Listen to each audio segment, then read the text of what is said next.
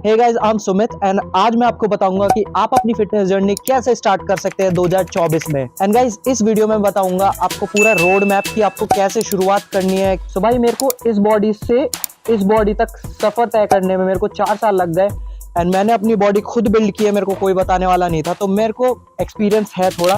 Start कैसे करना है? तो गाइस, स्टार्ट आपको सबसे पहले बेसिक चीजों से करना है, जिसे कहते हैं हम पुशअप्स और फिर कहते हैं पुलअप्स एंड स्क्वाट्स। ये 3 चीज करना है, ठीक है। और कितने कितने क्वांटिटी में करना है। अगर आप बिगिनर हो तो आपको पुशअप्स कम से कम 5 से 10 आनी जरूरी है और पुलअप्स कम से कम आप 5 करने चाहिए, ठीक। और स्क्वाट्स कम से कम 30। तो आपको स्टार्टिंग इससे करनी है। अगर आप इतना कर ले रहे हो तो फिर जो नंबर्स है इसे इंक्रीज करते जाओ डे बाय डे। एंड अगर आपके पास डंबल्स है घर पे और आप अगर ये नहीं करना चाहते तो आप डंबल्स के साथ कम से कम 6 दिन आप घर पर ही वर्कआउट कर सकते हो। फुल बॉडी वर्कआउट 6 दिन आपको करना है वर्कआउट एंड उसके बाद 1 दिन का रेस्ट लेना है 7वें दिन। और उसके बाद जो मंडे आएगा अगेन उससे अपना वर्कआउट स्प्लिट करना है बेसिकली, कि मंडे को करूंगा मैं चेस्ट, ट्यूसडे को करूंगा बैक और ये सब चीज। एंड अगर आपके पास पैसा है भाई कि आप जिम अफोर्ड कर सकते हो तो भाई मेरा रिकमेंडेशन यही है कि आप जिम में जाओ। जिम में क्या करना है, सेम जैसा मैंने बताया कि वर्कआउट को स्प्लिट कर दो। तो आपको स्टार्टिंग में ये सब चीज करनी है। अब आते हैं आपके कुछ क्वेश्चंस पे कि हम स्टार्टिंग में हमारे कौन कौन से डाउट होते हैं। पहला डाउट कि हम मॉर्निंग में वर्कआउट करें इवनिंग में। जो भी अभी तक साइंटिफिक रिसर्च हुआ है वो फीमेल के लिए है मॉर्निंग में, कि अगर आप एक लड़की हो तो आप सुबह वर्कआउट कर सकते हो एंड अगर आप मेल हो तो आप शाम को वर्कआउट कर सकते हो, ये आपके लिए ज्यादा बेनिफिशियल है। अब आते हैं सेकंड क्वेश्चन पे, अपनी बॉडी में कितने दिनों या कितने महीनों कितने साल बाद हमें बॉडी में चेंज दिखेंगे वर्कआउट कंसिस्टेंटली करते हुए। तो गूगल से सर्च करके मेरे को ये पता लगा है कि आप कम से कम 8 वीक्स अगर कंसिस्टेंटली वर्कआउट कर रहे हो तो आपको थोड़े बहुत चेंजेस अपनी बॉडी में जरूर दिखेंगे। अब आते हैं तीसरे क्वेश्चन पे, जो कितने सेट्स और कितने रैप्स करने चाहिए स्टार्टिंग में। रैप्स का मतलब क्या है कि आप जितने बार एक एक्सरसाइज को कर रहे हो, जैसे पुशअप्स है, आप 10 पुशअप्स कर रहे हो तो उसे कहेंगे रैप्स। बट आप कितने बार उस 10 पुशअप्स को कर रहे हो, जैसे कि मान लो आप 10 पुशअप्स कर रहे हो, ठीक है, तो वो हो गया एक सेट और आपको 10 पुशअप्स के ही 2-3 बार उसे रिपीट करना है तो उसे कहेंगे सेट्स, ठीक है। तो आपको कितने सेट्स और कितने रैप्स करने हैं, तो मेन जो है जो मैंने सीखा है वो है 3 सेट और 12 रिपीटेशन ज्यादातर एक्सरसाइज के आप कर सकते हो। और फोर्थ आता है कि रेस्ट कितना लेना है जब भी हम सेट्स और रैप्स करेंगे उसके बीच में। होम वर्कआउट कर रहे हो तो आपको कम से कम टाइम लेना है रेस्ट का, जैसे कि 40 या 45 सेकेंड।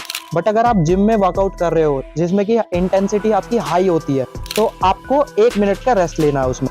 अब आते हैं हमारे 5th क्वेश्चन पे कि यार मैं बहुत ज्यादा ट्रेनिंग तो कर रहा हूँ, मैं कंसिस्टेंट भी हूँ, बट यार मेरे को ग्रोथ दिख नहीं रही। तो ये 2 रीजंस के कारण होते हैं।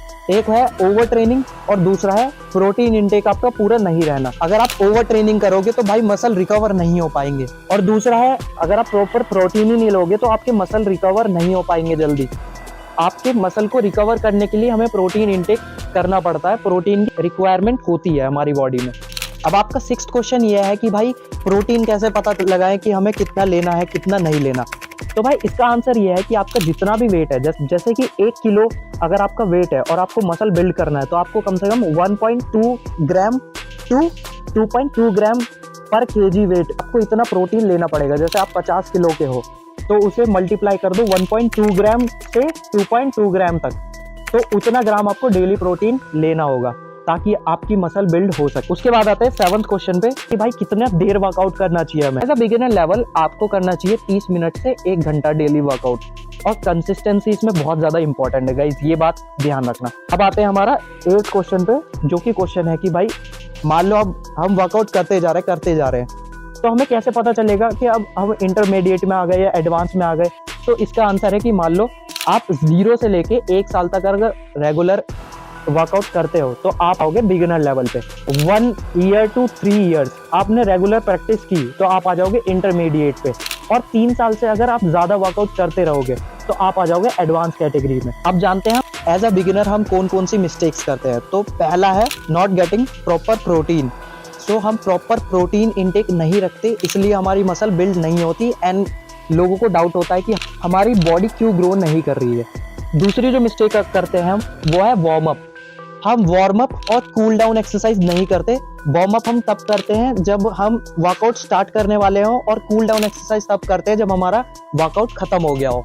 एंड गाइस, वार्म अप क्यों जरूरी है? अगर आप वार्म अप नहीं करोगे वर्कआउट से पहले तो आपकी ये परफॉर्मेंस को रिड्यूस करता है और इंजरी करवाने के चांसेस ज्यादा बढ़ा देता है। क्योंकि जब आपकी बॉडी एज अ ठंडी, मतलब ठंडे बॉडी से आप अगर वर्कआउट करोगे तो आपकी बॉडी प्रिपेयर नहीं होती, जिससे कि इंजरी होने के चांसेस ज्यादा हो जाते हैं। कूल डाउन क्यों जरूरी है? आप कूल डाउन नहीं करोगे तो आपके मसल स्टिफ हो जाएंगे, और दूसरा है कि रिकवरी आपकी बहुत ज्यादा स्लो हो जाएगी।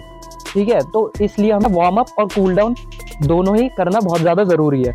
मिस्टेक नंबर 3 पे आते हैं। लोग जल्दी रिजल्ट पाने के लिए ना बहुत ज्यादा एक्सरसाइज कर लेते हैं, लाइक 2 घंटा 2.5 घंटा ऐसे स्टार्ट कर देते हैं भाई, जबकि ये बहुत ज्यादा गलत बात है। क्योंकि आपकी बॉडी को रिकवर होने के लिए भी टाइम चाहिए होता है। अगर आप रिकवरी के लिए टाइम ही नहीं दोगे, आपका ये जो बॉडी है वो कैसे बिल्ड होगा? फोर्थ मिस्टेक आपकी ये है कि आप लेग्स पे फोकस नहीं करते, आप अपर बॉडी को ज्यादा ट्रेन करते हो। तो लेग्स वर्कआउट क्यों जरूरी है? लेग्स वर्कआउट इसलिए जरूरी है, जब भी हम लेग वर्कआउट करते हैं तो हमारा एक हार्मोन प्रोड्यूस होता है जिसका नाम है टेस्टोस्टेरोन। अब टेस्टोस्टेरोन हमारी बॉडी को बिल्ड करने में हेल्प करता है, तो इसलिए ये गलती भी मत करना। एंड फिफ्थ गलती पे आते हैं कि कार्डियो ना करना। वैसे तो ये ज्यादा आपके बॉडी को कुछ इफेक्ट नहीं करेगा, बट फिर भी मेरे हिसाब से कार्डियो हमें करना चाहिए, ताकि हमारे जो लंग्स एंड जो हार्ट है हमारे ये बिल्कुल यंग बने रहे, जैसे कि हमारी बॉडी यंग बनी रहेगी अगर हम वर्कआउट करेंगे तो। अब आते हैं कि भाई हाईली रिच्ड प्रोटीन फूड्स कौन कौन से हैं। तो पहला है हमारा एग। अगर आप एक एवरेज एग लोगे तो उसमें 5 से 6 ग्राम प्रोटीन होता है। दूसरा फूड है हमारा चिकन, जिसमें कि 100 ग्राम चिकन खाओगे तो उसमें से आपको 21 ग्राम प्रोटीन मिलेगा। एंड अगर आप बोनलेस चिकन खाओगे तो आपको 31 ग्राम मिलेगा, एंड विद बोन खाओगे तो आपको 21 ग्राम प्रोटीन मिलेगा। तीसरा है फिश। अगर आप 100 ग्राम फिश खाते हो, सैल्मोन फिश और एक होता है टूना फिश, अगर आप सैल्मोन फिश खाते हो तो आपको 25 ग्राम प्रोटीन मिलता है। फोर्थ है हमारा चना। अगर आप 100 ग्राम चना लोगे तो आपको 8 से 9 ग्राम तक प्रोटीन मिल जाएगा उससे। फिर आते हैं हमारे दाल। अगर आप 100 ग्राम दाल खाओगे, जो घर पे बनते हैं दाल, अगर आप 100 ग्राम दाल खाओगे तो उसमें भी 9 से 10 ग्राम तक प्रोटीन आपको मिल जाएगा। फिर आते हैं हमारे मेन डेयरी प्रोडक्ट्स। जितने भी डेयरी प्रोडक्ट्स है, दूध, दही, पनीर, ये सब भाई बहुत ज्यादा प्रोटीन रिच फूड होते हैं, तो इसे भी कंज्यूम करना बहुत ज्यादा इंपॉर्टेंट है अगर आपको प्रोटीन इंटेक बढ़ाना है। अब आते हैं दूसरे फूड पे, जिसका नाम है सोयाबीन। 100 ग्राम सोयाबीन में आपको मिल जाएंगे 16 से 18 ग्राम प्रोटीन। अब आते हैं दूसरे फूड पे, टोफू। अब टोफू क्या होता है? टोफू एक सोयाबीन से बना हुआ एक पनीर जैसा टाइप होता है, सोयाबीन से बना हुआ। तो अगर आप 100 ग्राम टोफू खाओगे तो उसमें आपको मिलेंगे 8 से 10 ग्राम प्रोटीन। सो भाई, तो ये थी आज की वीडियो, आपका पूरा रोड मैप कि आपको स्टार्टिंग से लेके एंडिंग तक क्या करना है, कौन सी गलती नहीं करनी है। एंड अगर आपको ये वीडियो पसंद आई हो तो चैनल को सब्सक्राइब कर देना, वीडियो को लाइक करके शेयर कर देना, ताकि और लोगों की भी जो न्यू ईयर रेजोल्यूशन है बॉडी बनाने की वो पूरी हो सके।